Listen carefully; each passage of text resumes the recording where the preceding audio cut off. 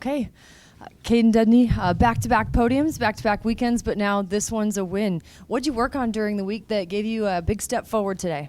I just kind of rode with the other group. Like they started to split up like the East and West Coast groups, so I just kind of rode with the West Coast groups, which is like Max, all those guys. But yeah, I was just trying to just ride, not really push it, just trying to have fun, But it's really all I did. Didn't really change much.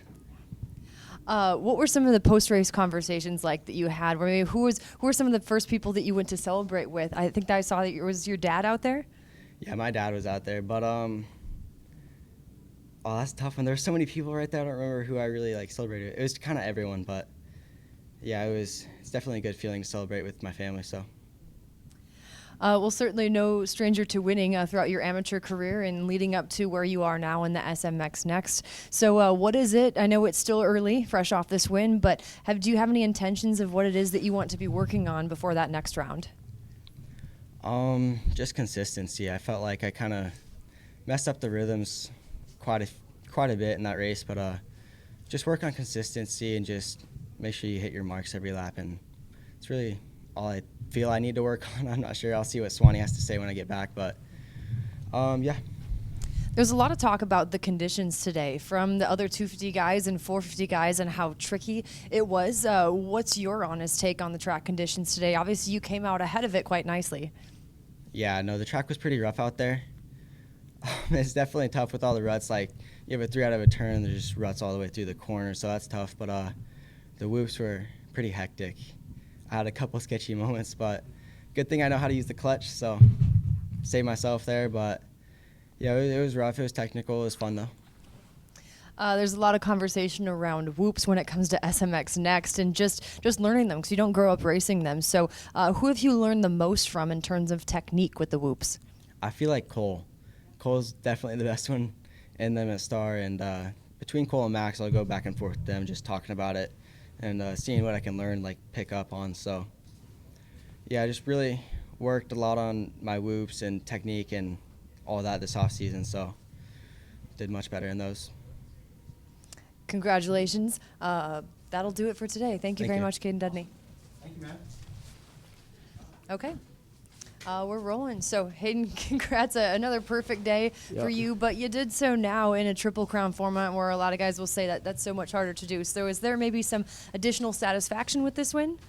Yeah, I'm happy I could do that. Better my starts today. Whole shot of the first race, and then had 2 around the top 3 starts the second 2. So happy about that. And yeah, it's nice to know that I can get to the lead quick like that, because I feel like what I'm really known for is those late race charges, can outrace people and the endurance and stuff, and when the track gets rough. But it was good that I was able to, make passes quick and get to the lead.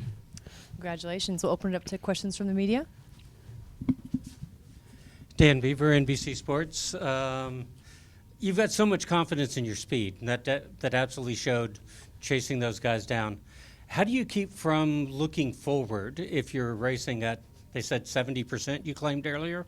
Yeah. I was riding smooth. That's kind of where I'm at right now, mistakeless, and that's my goal, is to just hit perfect laps down. And the only way you can really get better at something is if you're doing it, multiple times, trying to better yourself and doing perfect laps. I feel like if you're kind of messing around too much, you're not going to keep getting better.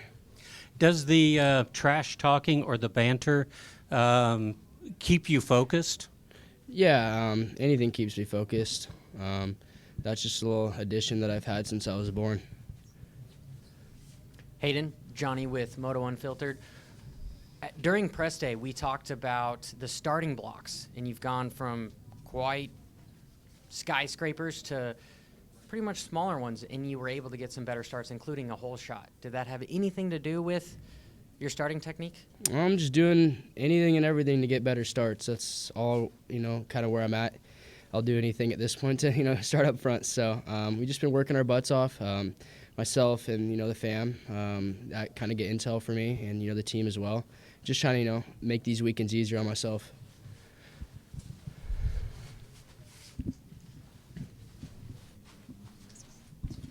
Adam with Track Talkers. Haiden, I got a bunch of questions for you, but one, I want to start out with the pass on Levi in that last main event. he looked like he ran it in on you, and then did you mean to just absolutely prove a point to the guy that you mentioned that you don't know who he is on the podium? And then, two, it just seems like you've been really short and concise lately, even with your interviews, just everywhere. Is that something that's part of the plan, or what's going on? Yeah. Racing-wise, it is kind of is what it is, honestly, if you want to go back and forth and race. I'm down for it. I'm switched on now, I'm not going to let something happen to me like that again, try to keep the eyes peeled, right? So, but yeah, I mean, I'm just trying to, be smart. I got some big years ahead of me, so I want to keep maturing and just really chasing the goal and, the outside distractions, try to, limit them and just keep on trying to get better on my dirt bike so I can, win more championships. Jeff Beaver with Skew Throttle. Hey, Haiden, I want to know, you've pretty much been dominating the last 3 races. Is there any thoughts in your head of going to race 450, say Daytona or something, when the East comes up? Yeah, you just kind of got to look at the big picture, like what good would it really be for me? Like you kind of got to look into it like, okay, you go race, say you go win or you go get 10th, like what is that even, so what, right? Like I ain't going to win a championship over there, I ain't going to get on a podium over there, like, and it matter. Like I have a 250 championship to win, so the goal is to, stick 250, try and win this Supercross title, and come out swinging in outdoors and, get solid prep in so I can come into outdoors on a 450 the strongest I've been. All right, cool. Jamie Guida, Moto X Pod. I came in a few minutes late, so I don't know if you talked about the pass Probably. with Levi already. Yeah. All right, talked about it? Okay. How are you bike-wise? How's the setup so far this season? Is there still more you want out of the bike, or are you pretty much 100% no more testing, you're good to go? No, I mean, after that first round, I was like, the bike's amazing. Obviously, the first round didn't go the way I wanted. But, I mean, we figured it out ever since then. We kind of had a chip on our shoulder after that, and I'm just, I'm out here to prove a point now, so keep dominating. But I feel like the bike has just been perfect ever since the first round. I've not changed one thing on it, so it's been perfect. Adam from Track Talkers. Haiden, you mentioned something in the question that I want to bring up. You're looking forward and just trying to see into the future into your 450 class, and that's why your answers are a little bit shorter. I personally love watching you ride. I'm a big fan of you, but there has been some boos, in other stadiums. Is this something you're trying to limit yourself to grow your fan base and make sure that when you get to the 450 class, you're one of the most loved riders? I don't mind either. I mean, obviously the cheers are, cool, and I feel like Texas, this is the first time this season where the whole crowd has just erupted and are stoked and are grateful to see this type of racing and are excited to watch it, and I was obviously stoked to the Texas fans. Some of the hometown crowd, let me down a little, but it's all right. Texas, revived it. I was stoked that the whole crowd erupted like that. Awesome. Take one more. Scott Thompson, Moto X Pod Media. Haiden, this dominance that you've had in the last couple of rounds, it seems like it's kind of almost the cherry on top of your 250 career. How do you continue that momentum through the rest of the season while also looking on to, outdoors and 450? Yeah, I feel like I kind of, just want to go out with a bang, just kind of stamp that, I was the best 250 guy. And I feel like I'm on the road to do that. But yeah, we got a big year ahead of us, and I'm truly excited. All right, Levi, it wasn't for a lack of speed, but kind of a rough start to the season. But today it seemed like you really turned a corner. So what was it that you were working on leading up to this race? Or if it wasn't that, was it a mental shift that led to today's turnout? Honestly, I didn't really work on anything or change anything. I mean, I did some starts, but we worked on the whole shot device because it was getting stuck down. So still need to work on it. It was still stuck down in those mains. But, yeah, I don't know. I didn't really change anything. I just I knew eventually, I had to make it around the first turn. So it was nice to do that and get a couple good races. I mean, I don't know. The pace up front is definitely – it's only getting faster, I feel like, as the season goes on. So I got some work to do for sure, but it was a good start. Jamie Guida, MotoXpod.com. The start device getting stuck down. Have you guys just maybe raised it a little bit? Are you compressing it too far? Is that the main thing, you think? Maybe. I actually raised it before that last main. The start wasn't great, though, so there's a fine line, before you kind of start wheeling. So I'm not really sure what the problem is, and I thought maybe it was because I run a really stiff fork, but I actually don't run the stiffest fork on the team. So yeah. I don't know. I need to learn how to maybe undo it myself as I come down the line, but yeah, I don't know. We got to keep trying. And then with the starts, the way that the first 3 races have gone, and then having 3 starts tonight, were you a little bit like, oh shit, there's 3 more starts? Like, well, we got to get through these things? Kind of. I mean, for me, it was more like, sweet, I get 3 chances to actually fix these issues I was having. So, yeah, all in all, it was a good night. It was my first time in Houston. I like the track. The dirt's good. And, yeah, it was good competition, good racing. So, pretty excited. Adam from Track Talkers. Levi, in that second race, I think we got what we all wanted to see, like at the very beginning of the year. You know, you were so fast right out of the gate. Deegan was behind you. Can you take us through that race as far as what happened? How was Deegan catching you? What did you need to get better at? And then after that race, you did lose, but what were the wins you took away?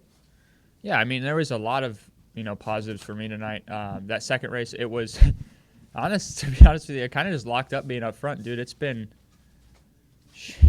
a long time since I've been up front. Even, you kind of forget that feeling and a little bit of, nerves kind of. So I was riding pretty good for 6 laps or so. Like, I didn't feel like we were, going back and forth a little bit. And then pretty much right when I got to the lappers, dude, I just, made some mistakes, missed a bunch of rhythms, and that's where he was really good tonight. He was fast in the rhythms, and he did not really miss the rhythms much. So, yeah, I got to be better there. But the wins were, 3 safe first turns and pretty decent result. So, thanks. Levi, Johnny with Moto Unfiltered. I got a 2-part question. First one is, what did you tell Ken during that between the last race? You guys were talking about he was picking his gait. And second, how do you defend against a rider like Deegan who's behind you? Because you can hear him, and if you leave that door open in a corner, you know he's going to take you wide. Yeah. Just to Ken, I was just wishing him luck, and Chase and just all my friends, just making sure, just telling him some of the areas that are a little sketchy. I want everybody to be safe. So just giving him some advice and telling him good luck. And then, yeah, obviously I know Hayden's going to race me hard, and I'm going to do the same to him, obviously. So I don't really know how you approach it. I need to get more races under my belt, in that situation. But it's fun. I really like it. It's like, even the last moto with Cameron, we kind of went at it too. That was pretty fun. So I don't know. I'm all for, aggressive racing, and yeah, I expect it. Dan Beaver, NBC Sports. At the moment, you are the king of keep calm and carry on. How difficult is it, or is it difficult at all, to put that that noise behind you, the trash talking behind you, and race to the front? It's not very hard, man. I was never. I was at a point I wasn't that great anyways at racing, so it's I don't know. I've kind of gotten used to the trash talk and that kind of stuff because I've had a rough career, I've had a good career, but I've had a lot of ups and downs, and others I'm racing haven't. They've had pretty good ones, so I don't know. I just go home and I don't really listen to what people have to say unless they're friends or family or people I care about, and I just kind of go about my life and just try to enjoy the things besides even racing, honestly. All right, Levi, obviously the topic of discussion tonight is you and Haiden. In that last race, after the finish line, that sequence was pretty hectic. Your move was pretty solid. What can you learn from that going forward on how to kind of handle a situation that's kind of hectic in the start of the race like that?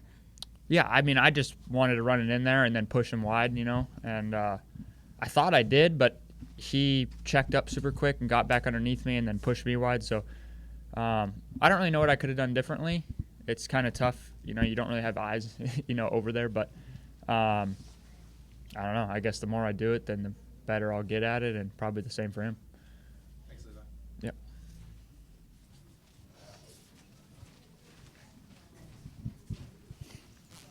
Okay, Cameron McAdoo, you shared some of this after I believe it was race 1 podium. It seemed like it was a very inspired ride for you. So just going into that first race and throughout the night, what was the motivation today? There was a lot of things that were the motivation. One big one was losing a spot last weekend and the last podium spot with 3 laps to go. That's not me. And I honestly, the first 3 races haven't really felt like me. And so I had a good race in San Diego. That was it was a good result, but it wasn't me still. And so we worked on some stuff this week. I actually had Mitch come out to the track, and we did some sections together and just worked on some stuff on my own end too. But and then on the personal side, yeah, like my sister's been gone for a while, and she just got to detach off the aircraft carrier. So she's in Bahrain right now, flew off the carrier today. I got a message that she had just left the carrier before the main event, and that was pretty cool for me. So yeah, like I just have a lot of cool things in life, and I wanted to have a good night tonight. So yeah, it was cool. Adam from Track Talkers. Cam, man, talk about a lot of changes in your life. Not only that, but you got a baby on the way as well. Tyler and I were joking on the podcast. Like, I know you say you're different this year, and it might not be, I guess, as fast as you want it to be. But, man, you have been so solid this season thus far. And we talked about just the mental aspect of you having a baby on the way. I mean, you got to make the finish line. You got to cash the check. Talk about how important that is to finish these races with the baby on the way and everything else going on. Yeah, I mean, it's huge. Like, as I said, it's I say it often, but I'm so grateful that this is the way I get to provide for my family, because never really in a million years was it even going to be possible that I would race professionally, is what it seemed like growing up. So to be here still, and then now how much my life is changing, my wife, I do have a baby on the way. And yeah, it's a different perspective for sure. Like, I've never been so mad after Anaheim won when what happened, strictly because of putting my health in danger, and as you guys have seen, I've had a fairly rocky career with it when it comes to my health. And yeah, it's more important than ever. I say it all the time. It rings so much more true now when people used to say, man, wait till you grow up, like you won't do stuff like that. Literally riding my mountain biking around, going out to the mountain bike trails, I won't do stuff that I used to do. But when it comes to my racing, I think that it's helped me, because it's helped me make smarter decisions. First 3 races, like I said, and you had said, I've had some good results, and I've been able to translate what was not so good riding into probably better results than what I felt like I was riding at. But I say it often, I'm a gamer. I'm just a gamer. Like I qualified, 10th at San Diego, and I wasn't like, man, maybe I might get like 6th tonight. I was like, I went there to win, and I got 2nd.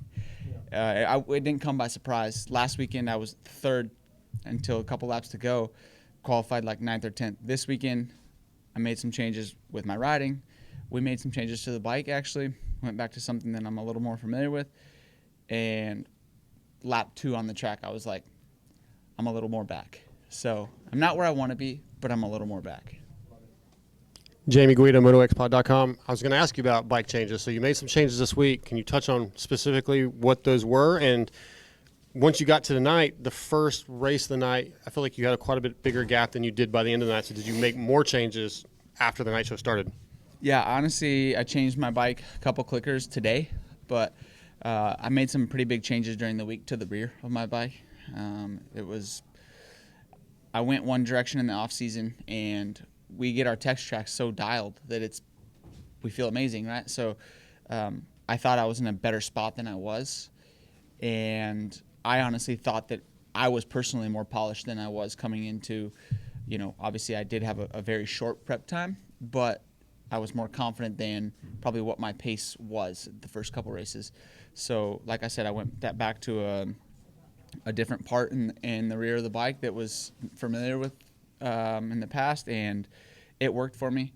Yeah, tonight, like, one of the big things was missing a couple rhythm lanes. It was like pivotal, and I did it a few times more in the second main, and then in the third main it happened a few times too. So like, those are the things that I need to clean up still. I don't feel that I'm at my best still, but tonight was definitely a step in the right direction. I'm more proud of tonight's third than I was San Diego's second, if that makes sense. All right, Scott Thompson, MotoXpod.com. Cameron, you mentioned the Rocky career, the Mitch coming out and riding with you, the emotions with your family. When it all comes down and you finally get the podium like you have this evening, the pro circuit ride that you've had and they've kind of stuck with you, how does that feel in nights like this when it goes like it's supposed to, and you and your teammate are both on the box? It feels good. It was cool to both be on the box. like I said, I've stuck with them. They've stuck with me. We've got a really good partnership, and obviously I have the utmost respect for everyone on my team and the team that Mitch has built. It's pretty cool, like I said, to be at this level in our sport. But yeah, it's like tonight, it's nice to be on the podium. I wanted to be further up. You know, I want to be racing Haiden to win. But like I said, I was happier with my riding. I feel like I'm closer to being able to do that in the first few races. That didn't feel like that was something that I was really chomping at. It was I was doing my best to manage what I could. So, like I said, yeah, we're much closer. It was nice to have both Pro Circuit bikes on the podium this weekend, especially after just somewhat of a rocky start for the team. Like it's been a very rocky start for the team, and yeah, it was nice, and we want more though. Yeah. Thank you, Cameron. Thank you.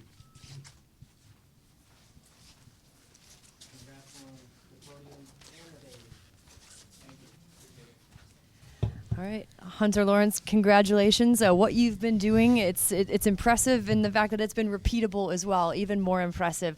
I want to go back to that first race. I believe there was an off on the motorcycle.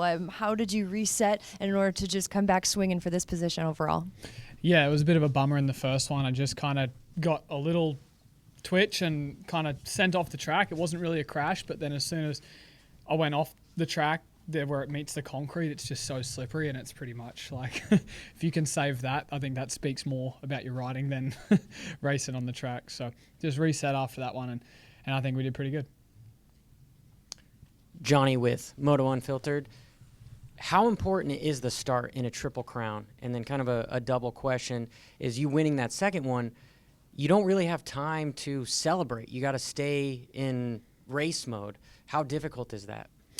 Yeah, honestly, the short turnaround from first to second is, I find, easier. And then the last one, you're kind of waiting around a little bit longer. I feel like that is, the longer wait is almost tougher because it's like starting fresh again, which I don't know why, for some reason, just is harder for me rather than just like logging in the duration. But yeah, the start is everything, I believe. Even in a normal main event, conventional 20, like it just makes your night so much easier, as it does in outdoors. I mean, you see the chaos that goes on, and I've been on the other end of that before, so I just try to give myself the best shot into that first turn, and then that's the first race, and then the rest of it, you know, it's all, they're two different races almost. Jamie Guida, MotoXPod.com. It's getting closer and closer to that overall win in Supercross. I mean, you got a race 2 win tonight. What is that next little step that you need? It's so close, and it's right there. But what do you feel like it is, that one thing you need? Oh, gee. Last moto, basically like that one rhythm lane, I didn't get that, and then that gave Eli the inside, and that was where that race was decided, I think. I still tried to push and get a rhythm and stuff, but we were both pushing a good pace, and at the same point in my head, sitting behind him, I'm like, yeah, I know the race win.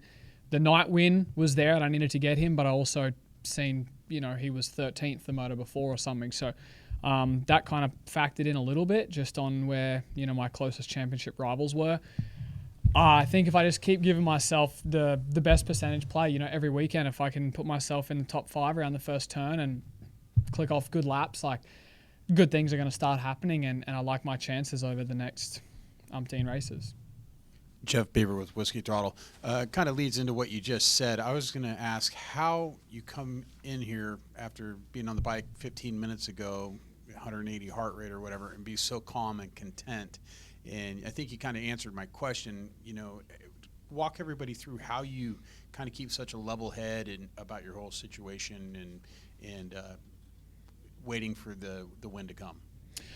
Yeah, I just like I'm knocked off for the night, so like work's done, so it's easy to wind down, and yeah, I just go to work. Like I work on weekends, so it's just another work day for me. I put in the work during the week, and honestly, like I just enjoy it, but at the same time, like I'm gonna line up again next weekend and the one after that. So we work from, you know, every weekend from January through to October, and that's my job. So that's what I do. Michael Lindsay from BioMX. Hunter, unique part of course with Triple Crown is the fact that you're adding up scores. You're doing a little mental gymnastics during the race while trying to still hit everything on point. Can you talk a little bit about the final race, like how aware you are of your situation, how much it is, listen to the mechanics, and just being aware of where you are on the track and how it is to process all that? Yeah, I kind of have, I don't know, it's weird. Like, I'm not really doing, like, math out there on, like, where guys are. You kind of just see where guys are, and it's like, you just kind of, like, chat GPTs in your head, and you're like, no. So, yeah, I don't know. Like, someone asked me today, like, what are you thinking about when you're out there riding? I'm like, it probably sounds cliche, but, like, I'm not really thinking that much, you know. I'm just out there doing, if that makes sense. It probably doesn't, but, you know, it does to me, so... Dan Beaver, NBC Sports. We've grown accustomed to seeing a little more chaos in the 250 class. Maybe because of the Triple Crown tonight, there was a little more back and forth, up and down chaos in 450s. Does that speak to what the Triple Crown is, or to the intensity of the competition in this division?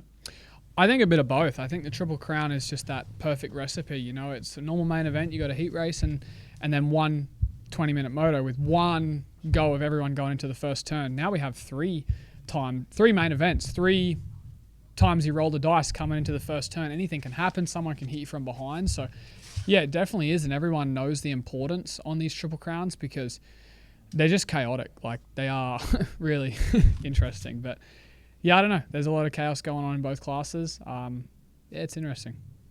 Thank you. Cool, thanks.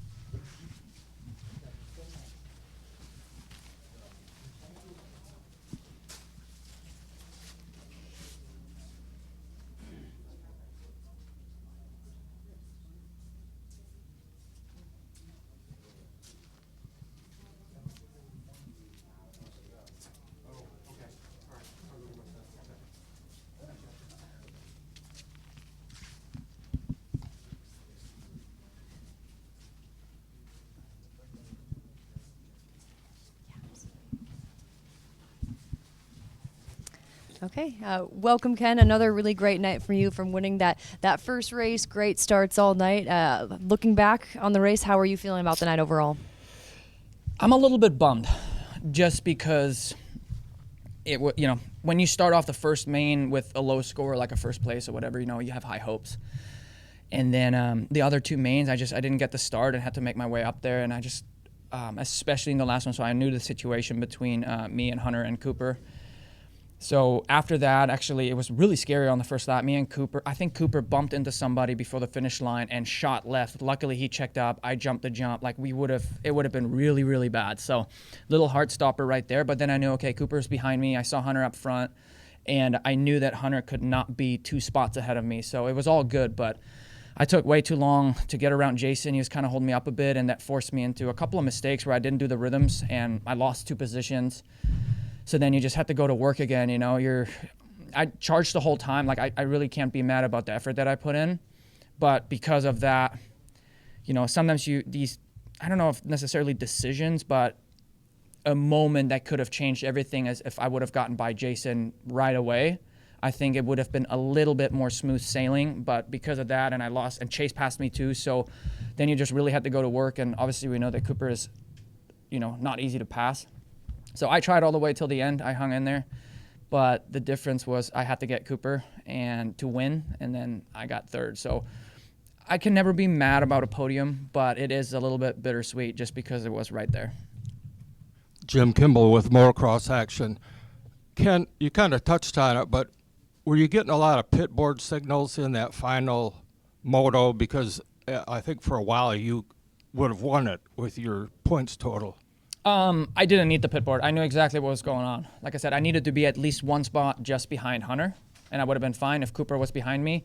But since Cooper and I were same points, as long as Cooper is ahead of me, I'm not winning. And then since Hunter was ahead of him, that's 2 spots, I was in third. So I knew exactly what was going on. I was more so watching lap times.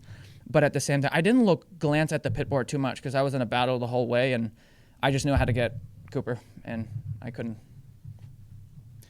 Michael Lindsay from BioMX. Ken, speaking of Cooper, between you, him, and Hunter trying to get your first wins of the season, Cooper was definitely in the most do-or-die situation, and you guys have had somewhat of a tumultuous past in terms of your guys' racing, but I was watching you guys on the podium afterwards talking about that moment. You already mentioned just overall seeing the difference in you two as racers as it's grown, because, again, I've seen nights like this where it's been very do or die between you two for a win, and it's ended with a bit of a different emotional response. But again, I know you would want that win, but it was really cool to see your guys' interaction. Yeah, we were talking for a long time outside right now. I mean, obviously, this has been so long ago, the problems, and I haven't thought about that for a long time anyways. But when it's on the track, like, we're going to race each other hard no matter what. But, you know me, I'm not a dirty rider, and so we're always trying to make passes where it's the cleanest, you know. But, you know, when it's about a win, like, you sometimes got to do what you got to do. At the same time, like I said, it's been a long time, and we have great respect from each other, and we've had plenty of conversations, not just right now. So, yeah, it's honestly been fun racing. I don't want to say the elderly necessarily, but it has been fun racing the dudes that are older than some of the youngins, you know, and we've done it for so long, and some of us get along better now, you know, so it's fun. I mean, how can you not, you know? I mean, if you look at the history, and granted, I don't really have the championships to show for like some of the other guys, but I've been around for a long time and had some highlights in my career and winning and great battles. So we've all had that. So you can't step up on the podium and not have respect for the guys that we've been racing for years and years and that have plenty of championships. And I think all of us have something unique, you know, about us, whether it's my early sprint speed or Cooper is, you know, super gnarly in the end, and he's just like a little ankle biter, you know, that doesn't let go. So, and then Eli is just a beast overall. So I think we all have that uniqueness, you know, and I mean, how can you not respect that? Adam from Track Talkers. Kenny, I was watching you in that last main event, and after the finish line, there's that whoop section. You got a little sideways sometimes, but that left-handed corner, it just seemed like there was a couple of times where you just didn't get the traction. And you know, watching you have so much precision when you ride on the track. Take us through that main event and just give us some insight into your mind of like what were the points you were trying to hit around the track to make up time on Cooper, and you know, why weren't you able to get it done? Well, this track was really tough for it because it got pretty ruddy in the turns, and the ruts, they went from the beginning of the turn all the way to the takeoff. So when you're right behind, I actually struggled with that big time in the second main when I was behind Justin Cooper. When I'm right on his ass or right on his rear wheel, you can't see where you're really going exiting the turn, and the rut goes all the way to the takeoff, and then some of the triples out of the turns are pretty big. So you kind of have to get maximum speed to make it, you know. So if you get a little bit off balance, it can get sketchy real quick. So I don't know. I ended up switching up my line in the whoops to go further left, which I liked it better there. But then since the ruts were starting to cut down earlier and earlier, just the angle was so steep going in there. So once you set it in the rut, it just kind of like sticks a little bit and it can throw you off. So, you know, under a helmet and under your goggles, like you just kind of go with your gut feeling and do what you think is right or where you're most comfortable. I did get sideways a little bit when I hit the whoops in the middle and to the right, and I couldn't really like charge them as hard, and so I ended up switching up my line a little bit. And I don't think it was for the lack of speed necessarily, but really the key factors for me were not getting by Jason and messing up a couple of rhythm lanes and then losing 2 spots all at once pretty much. And then, the rest was history. Yeah, still good night. Last one. Johnny with Moto Unfiltered. As of all the fans in Supercross, I want to say thank you for keeping it interesting, the last one, because typically in a Triple Crown, sometimes you guys know where you're at and it's already done. So the race is halfway done after the midpoint of the third one. And secondly, how important were those rhythms? Because it seemed like this track was very fast and you almost had to be precise everywhere, because if you messed up, you'd get passed. And then also to pass somebody, it seemed like you had to try to just soak up a little bit more. It seemed like you guys were doing so much more, I don't know, effort in the rhythms. It really, so like, to be quite honest, I wasn't really a fan of the track. I think it was extremely sketchy. It was super high speed.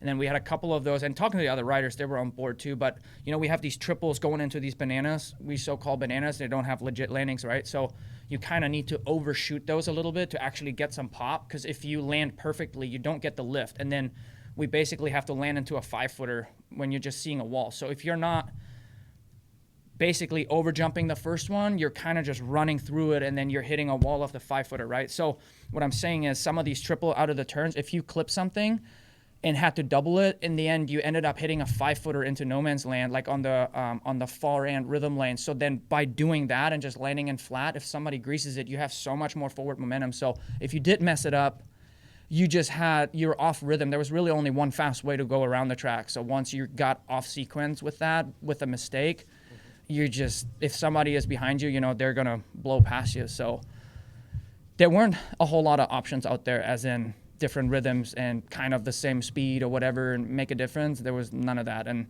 I just think it was extremely high speed, to be honest. Real quick, how sketchy was that triple on after the start? Because it looked like it was very small, big kicker. Yeah, they are.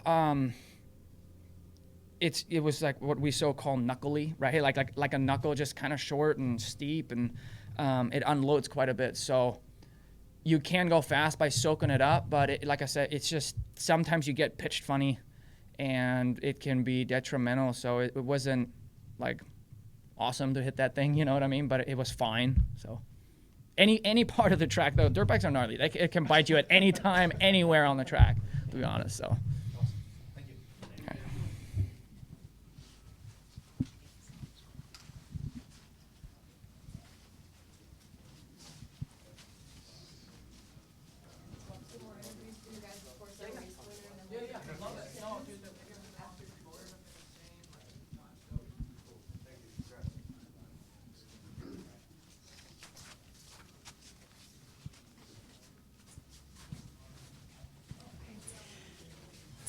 Okay. Congratulations, Cooper. We knew it was only a matter of time. And this just feels like such a contrast to last week. We saw the images of you sitting on the track processing that race. So mentally, what was the lead up to this weekend?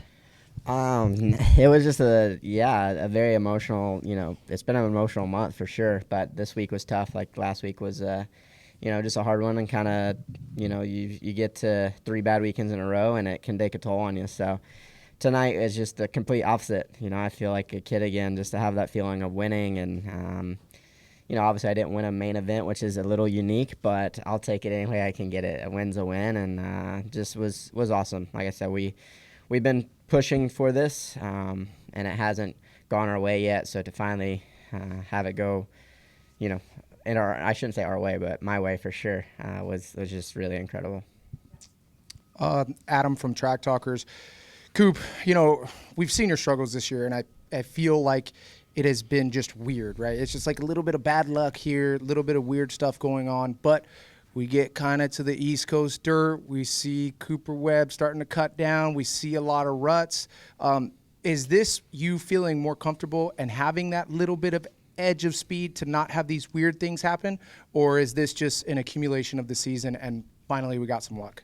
Yeah, I think, like you said, we just had some weird, unique circumstances these first few, right? Like, obviously, with the restart and then having a weird crash at A1, crashes in the heat race, getting taken out at San Diego. So just some weird things. And then my late race crash after I felt like I rode really well last week. So just, I think overall it was today of consistency, right? I qualified the best I qualified, put myself up there. I felt speed was fine, just had good starts, but not great starts. I was around that 4th or 5th each time, and obviously want to try to improve on that. But like I said, with these Triple Crowns, you got to be up there, you got to be in the mix, and that's what we did. And I'm proud of that, especially that last one. Like I said, I had that sketchy little moment there, that first lap, and got shuffled back. So to be able to kind of put my head down, pass into a position to win the overall isn't easy to do with this stacked field. So proud of that, and like I said, just to kind of turn it around. And the East Coast stuff is obviously something that I do enjoy, the ruddy or breakdown tracks, but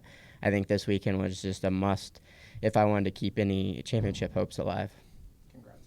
Thanks. Michael Lindsay, VitalMX. Cooper, going into A1, you were pretty open at the press day that you had kind of reverted to your last year's setting once you said you knew that Jet was out of the running this year, that you felt confident in what you had last year to take it to the guys. To put it bluntly, you did do the job against last year.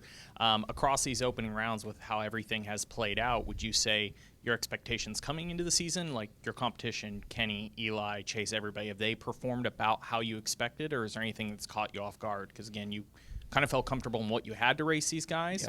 Yep. So how has that all played out? I mean, these guys are good, right? Like they've been good. They're always the best of the sport. So I think for me, it was a bit frustrating because I felt like my preparation, like I said, like you do everything right. I didn't miss a day. I feel like I've worked the hardest I've ever worked this off season. You know, I put myself kind of through the ringer just with testing and so on and so forth. So I came into the season with a high expectation, and maybe it was a little too much on myself, you know, to go out there and try to win Anaheim and prove why I'm the champion and do all that. Maybe was a bit too much on myself. But with that being said, I mean, obviously, I think the guys that are great are always great. You know, there's always question marks when guys change teams and this and that. But, you know, Kenny, Eli, Chase, we're just getting Hunter rise to the occasion. Like, we all knew that, right? So I didn't underestimate anybody. But it is tough, like I said, sometimes when you feel like you do everything right and you get your teeth kicked in. Johnny with Moto Unfiltered. On my podcast, I've nicknamed you the Mack truck. You know, when you come across an intersection, those guys have to shift 19 gears. But once they get going, you try to get out of their way.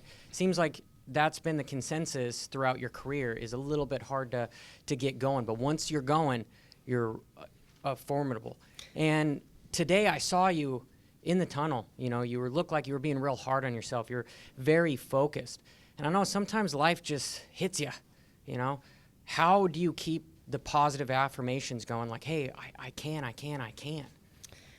Today, like I said, it was a lot of tunnel vision, not much fun, not much smiles. And it is hard, you know. Like I said, it's there's a lot of pressure for me to perform and for me to go out there and win. And I invite that pressure, but it is, like I said, when you feel like you're doing everything right, you're training hard, you're having good weeks, and then the results aren't coming, and there's pressure from everyone. So the media, the fans, the team, you know, everyone expects you to win. So I took it pretty hard, and I'm my own hardest critic. So, you know, a lot of sleepless nights, if I'm honest, a lot of why the hell am I still doing this? You know, you get those kind of thoughts going, and so to do that and, you know, just reward yourself, right?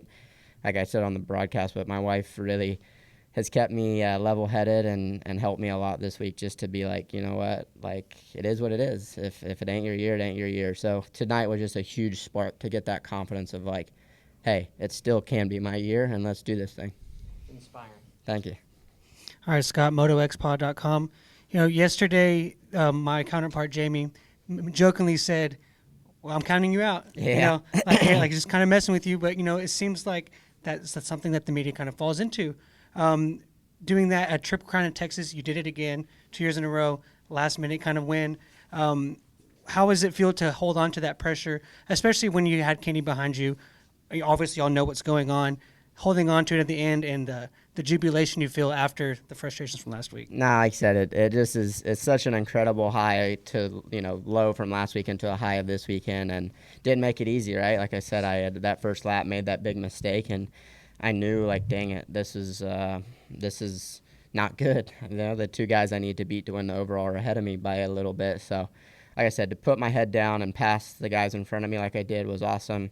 I committed, and obviously the team was on me hard this week about the whoops, and I was proud of myself, like, committing, even though I felt Kenny was a little better. I committed to those all day, and just, like I said, all day I think my riding was pretty good, and just stayed locked in and focused, and just never lost faith, and knew, like, okay, just keep plugging away, and I thought the riding was good. So, like you said, it is easy to get count out, but it is something, like, even for myself, that I maybe weighed that on me too much at the beginning of the season and just needed to take a chill pill, as some people would say. And but yeah, like you said, you just, when doubt creeps in, you feel like you might not ever win again. So to win again tonight is just uplifting, to say the least. Texas is good to you. It is, man. Texas is my spot. H-Town, baby. Jim Kimball with Motocross Action. Cooper, Kenny mentioned something before you came up about racing the older guys, and he was referring to, like, Eli and yourself. Obviously, there's a couple of younger guys coming in there, but what's it like to have your main competitors, guys you've raced with almost all your career?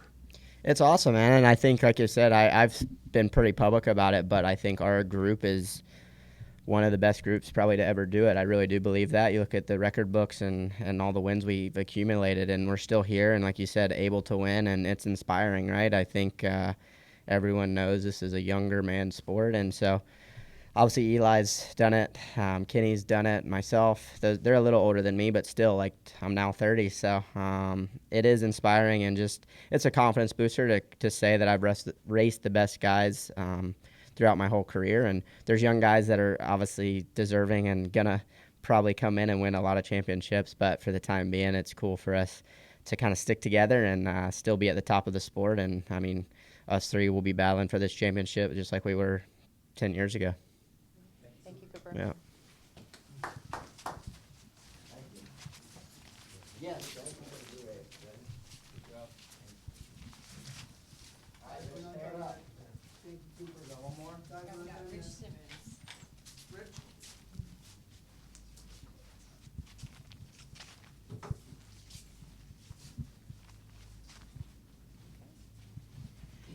Well, welcome back, and a serious congratulations to you and the team. Let's talk about this from the whole team perspective. Your mechanics, crew chief, personnel, everything. What does this win tonight mean to them?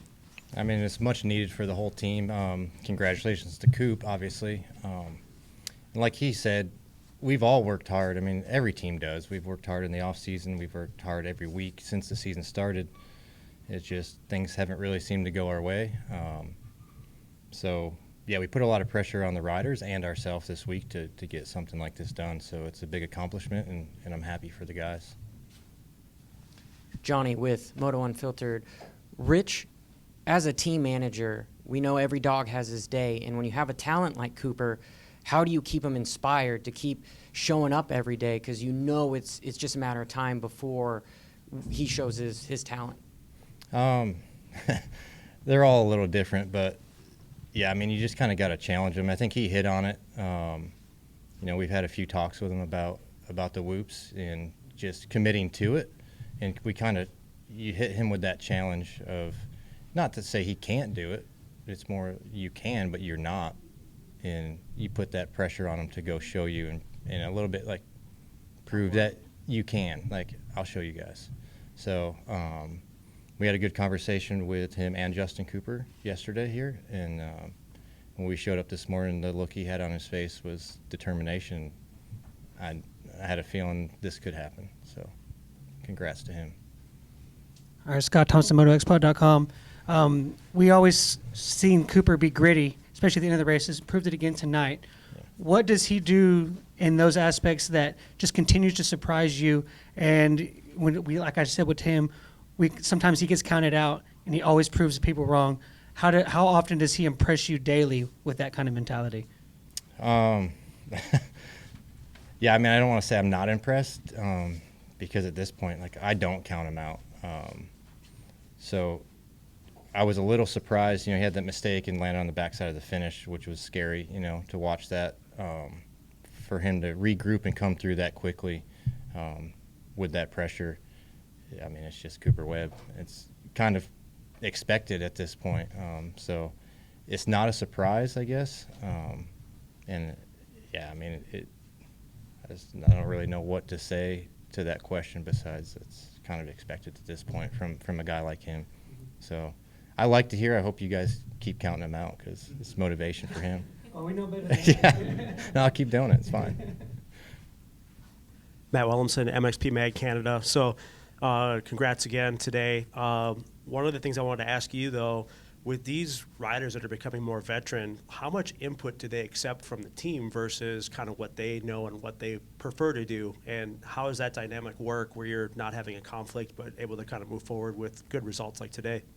Yeah, I mean, a lot of guys I've worked with in the past and still work with now, I mean, I think as a team, you just have to learn each guy and how they are with their personality. But Coop's always been very open, and he wants information from us and our opinion. And so we're very open with him, and we expect him to be very open with us. And, yeah, maybe sometimes we'll hit on some things that he doesn't like to hear. But, you know, on our side, too, we expect if he's not comfortable with the bike, we want to know. And we don't take it to heart. We don't have an ego about it, and neither does he. So that's why I think our working relationship is as good as it is. Dan Beaver, NBC Sports.